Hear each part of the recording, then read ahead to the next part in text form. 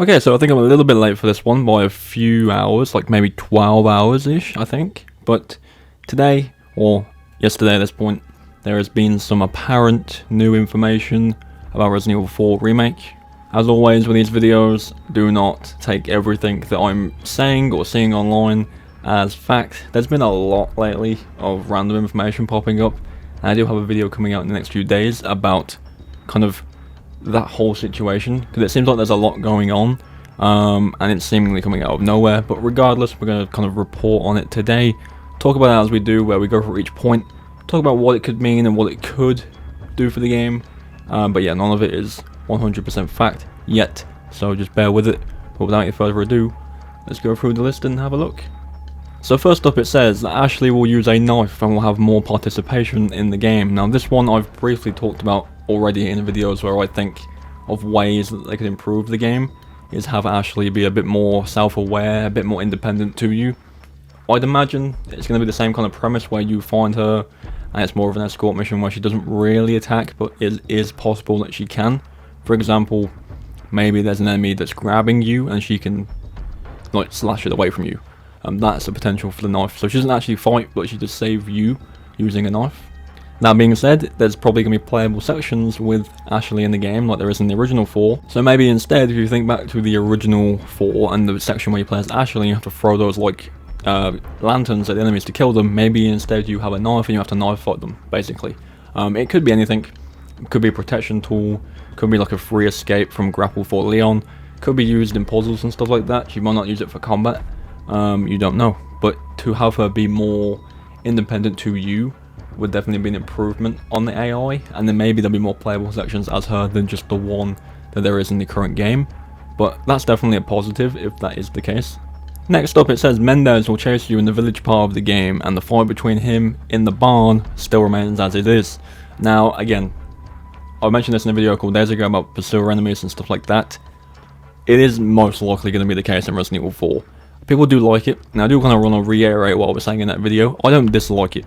I don't dislike pursuer type enemies. I'm just saying when you've played the game through as many times as a lot of people who kind of make content on the games have, they do become a bit tedious. But on those first initial runs, on those hard runs, they're great. I'm not saying I dislike them, it's just they get tedious over time. But yeah, I think with him being the pursuer type in the remake, it does make more sense than the others. I think the castle would feel really weird with it. I think the island would be really weird with it, and I think the village is probably the best part of the game to do that in, because you're less prepared, you have less ammo, less health, less bullets, so it works out. And of course, the iconic fight in the barn with him where he transforms is apparently remaining as it is, so that's good. I'd imagine the barn's going to be a bit bigger though in the remake. They're probably going to kind of make the boss fight, sorry, be a bit more responsive, so the arena's probably going to be a bit bigger, I would imagine, but we'll have to see with that one. Next up, it says Krauser has not been removed from the game and his role will be expanded. So this is one that's apparently been a concern for people in some way. People were kind of worried that Krauser would be cut from the game completely. I never really thought that would ever be the case. I think Krauser is an important part of the game. Again, a lot more of a memorable part of the game as well, especially with his knife fight that you can completely cheese, as well as the QTE cutscene, very iconic parts of the game. I don't think they want to get rid of them. Keep in mind, they've already said they want to keep the game as close to the original as possible with a new twist on it. So I think a lot of what people are saying may be cut out just won't be. In terms of the part of his role being expanded, I'm not too sure what they'll do with that. If what people are saying and what I believe to be the case about Ada being more involved in the game could be like, maybe he's involved in that sort of things, because they do communicate a lot through the DLCs, if you ever played those, so they do know each other. So it's probably more so on that end. I don't know if he'll randomly pop up more times in the main game versus Leon, because again, they do know each other as well. But having his role expanded would be cool, again, as long as they keep the original kind of fight intact with him, which I'd imagine they would do, because again, it's such a big portion of the game that everyone remembers so well.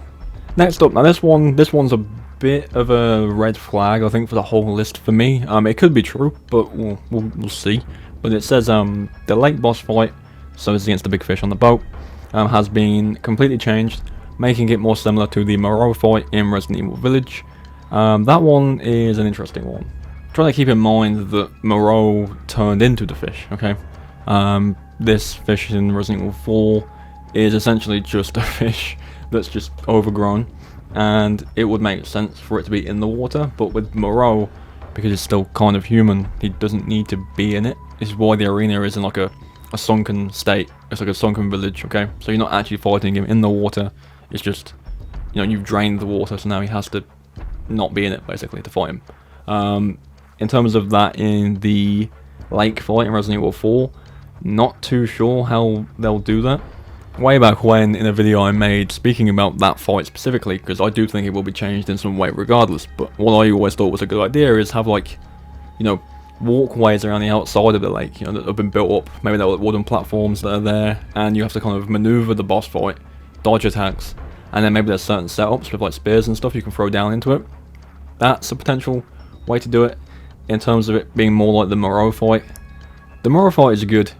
It's probably the weaker boss fight in Village, because it's literally just a bullet sponge, there's nothing special about it.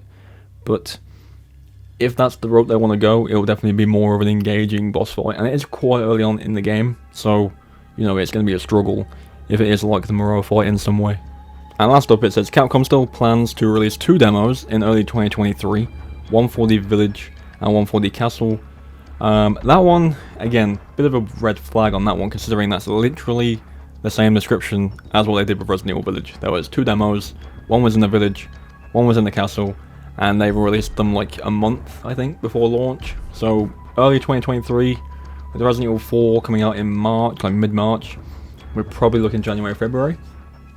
Don't really know if they'll do the same thing again, and to be honest, I would rather have the 1 demo, because I feel like having 2 shows you probably too much of the game, especially considering, in a sense, we've already played the game, so we kind of know what to expect anyway.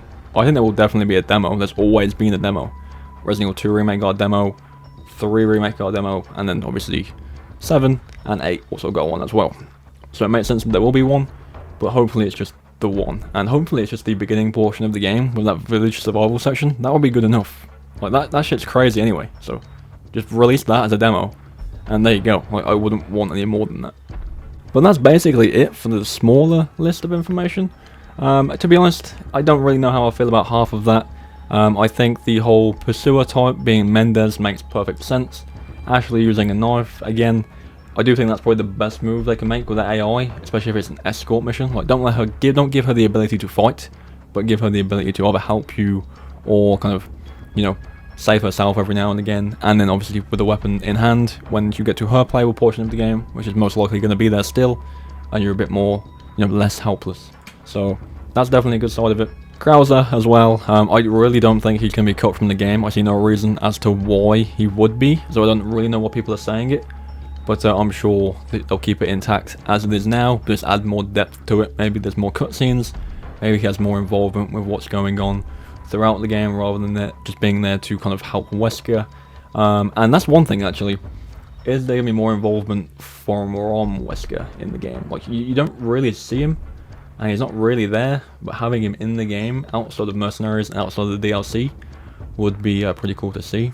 And then obviously the lake fight, as I mentioned, you know, it probably needs changing. I think out of the entire game, the worst boss fight in the game is that one. Like, sometimes it just bugs out, sometimes it just doesn't respond to what you're doing. It's annoying, and I think having it reworked in a way where you actually kind of fight it rather than just throw spears is definitely a good thing. But yeah, that's going to do it. I think, hopefully, there's no more quote-unquote leaks or information about this game for a while now. Like I mentioned at the beginning, it's getting to a point where it seems to happen suspiciously often, and some of it sounds possible, where some of it sounds completely kind of made up or wish listy and stuff like that. And it's kind of annoying at this point. You kind of see videos about it everywhere. Some people do over exaggerate it a little bit, but some people kind of just report on it like I'm doing and kind of give their thoughts on it. Again, with this part of it, it's very 50-50. I think some of it makes sense, but some of it doesn't, or some of it just sounds exactly the same as stuff we've seen already. So that's kind of where I sit on this stuff at the moment. But in terms of leaks, I have a video coming out in a few days going over like the topic of leaks at the moment and how they're kind of oversaturated and there's too many, and a bunch of other reasons why they're not a problem, but it's just becoming to a point where it's kind of annoying to see. But that's probably going to be a couple of days from now. But thank you all for coming by. Leave your thoughts on this information down in the comments. If it's legit, let me know. If you think it's not legit, let me know. And yeah, I'll catch you in the next one.